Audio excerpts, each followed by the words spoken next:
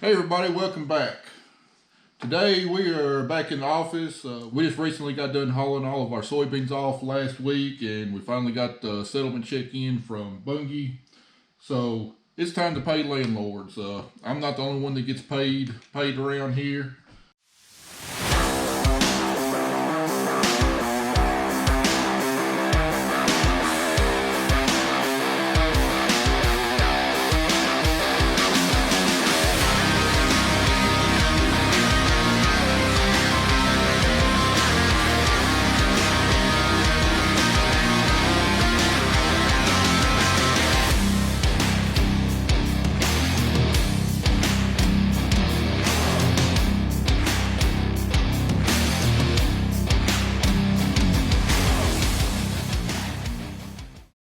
I haven't talked about this before on the channel, but the bulk of the ground that we farm is actually rented from other people. We don't actually own the land.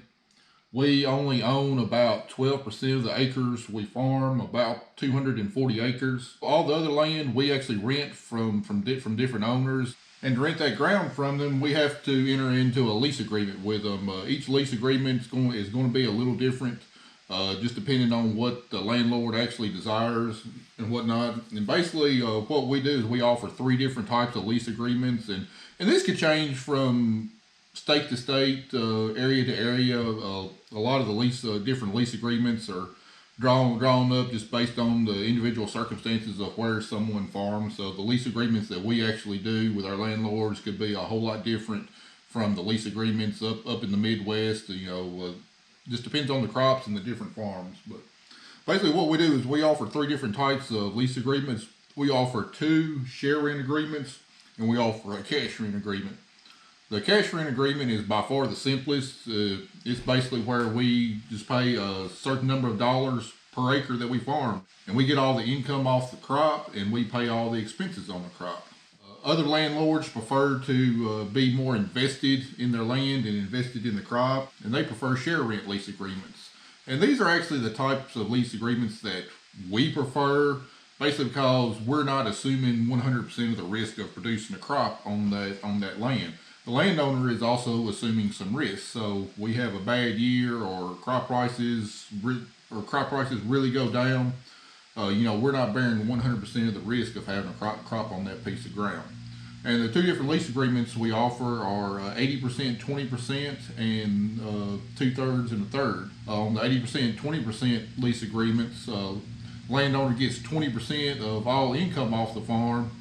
I get 80% of all income off the farm, but I pay 100% of the expense. On the 2/3, 1/3 lease agreement, the landowner gets 1/3 of all income off the farm. I get 2/3 of all income off the farm, but the landowner also shares in 1/3 of some of the expenses, like fertilizer, lime, insecticides, fungicides, and some other expenses on cotton if we grow cotton on that ground. The way we've got our lease agreements drawn up is the more risk that a landowner is willing to assume on the crop, the more his potential revenue is. The landowners that don't want to assume any risk on their crop, those landowners prefer the cash rent agreement, and they're going to get a set number of dollars every single year. But the land rental payment that we determine we're willing to offer for that land is going to be less than what that landowner could potentially make on a share rent agreement, because I'm assuming 100% of the risk and the landowner's not assuming any.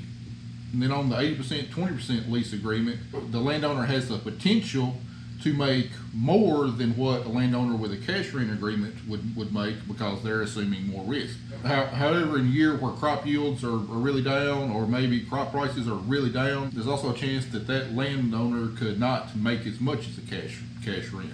But in general, year to year with our farming practices, the way we farm, landowners on 80-20 leases will make more than the landowners on cash rent leases. And then and it's the same way on the 1/3 and 2/3. Those landowners are assuming more of the risk. They're actually sharing in some of the crop expenses also. But on good years and under our farming practices, those landowners tend to make the most money per acre when it's all said and done. Now, the way we do it when we harvest is most years we have enough storage capacity in our grain bins to store 100% of our grain crop. So every load that comes out of the field, we have scales on our grain buggy, and Zach keeps a record of all the weights that come out of the field and go out the bin and assign it to the right farm number. We know before we ever deliver the first soybean bushel, we know really close to how many bushels that come off that farm. Now, when we deliver them, it never works out exactly the same as what we weighed in, because you got changes in moisture, either trying to add some moisture to the crop or drying the crop down. So we don't ever deliver the exact same number of bushels as what we weighed in. So whenever we get the settlement sheet in from Bungie, we will figure the percentage of the delivered grain versus what we weighed in. And then on our records, we will be able to figure up the true number of bushels that come off each farm. And then those number of bushels is what the landlord is paid for at the average price on what we get for our grain. So anyway, what we're doing today is we're figuring up the soybean payments for the landowners that have share rent agreements that we actually had soybeans planted on. And what we got here, here's all the documents that we've prepared to send out to our landowners. We start out, we give a very detailed crop summary of that crop and how it performed. Got the farm number, the total number of bushels that we harvested, the total number of acres. We give them the average yield per acre, the average price, and then show how we figured in the calculations and what they received. Now this landowner, you can see I've got a zero right there for the crop bill, because I've already billed him out for his share of the inputs. So out of this check, I'm not having to deduct any crop expenses, because he also had another crop on his farm, and he paid for his crop share expenses out of the proceeds from that other crop. And then you got other landowners who haven't paid for their crop share expenses, and I wind up deducting it from their settlement on the soybeans right there.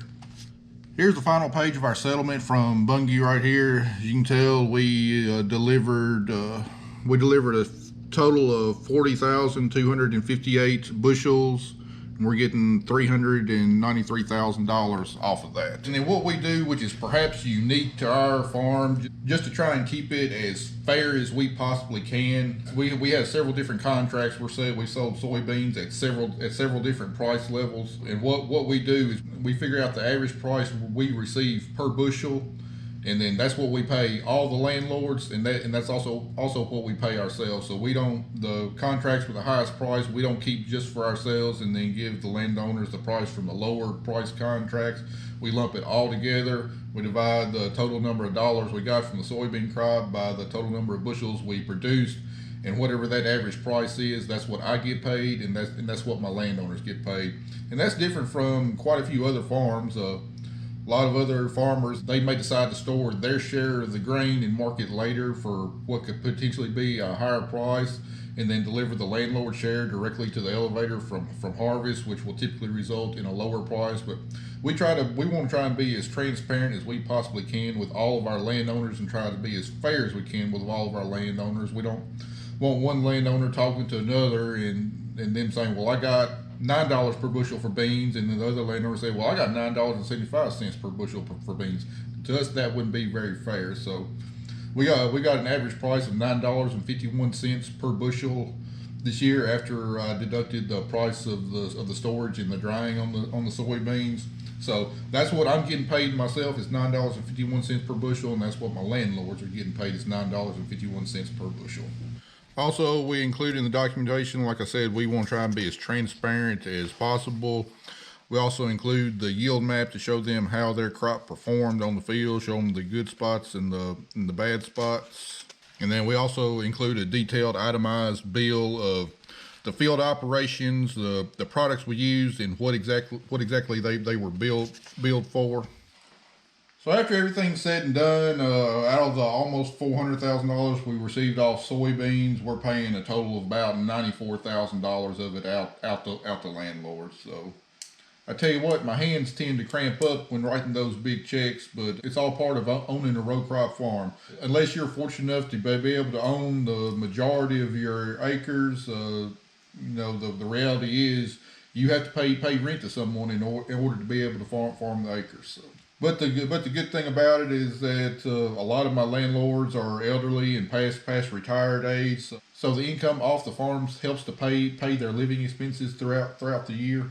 Anyway, I've given you a brief glimpse into the business side of running a farm. I've explained how land lease agreements work and how crop shares work. So, guess I'm gonna get over here and write these checks and get them in the mail. I know all these landowners are gonna be happy to see these checks in the mail.